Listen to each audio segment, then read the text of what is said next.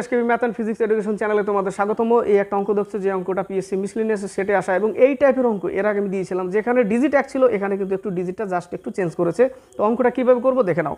বলেছে তাজা ফলের মধ্যে 72% জল থাকে এবং শুকনো ফলগুলিতে 20% জল পাওয়া যায়, তাহলে 100 কেজি তাজা ফল থেকে কত পরিমাণ শুকনো ফল পাওয়া যাবে?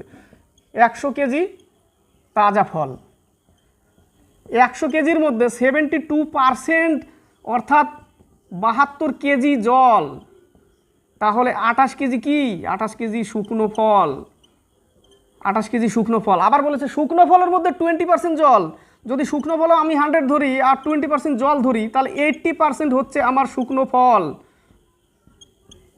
80% শুকনো ফল, অর্থাৎ 80% ইকুয়াল টু 28 কেজি। এই যে 28 কেজি শুকনো ফল, তাহলে পার্সেন্ট উঠালে 100 উপরে নিচে 80, তাহলে 5 দুগুণে 10, 4 দুগুণে 8, 4 সাথে 28 ইকুয়াল টু 35 কেজি।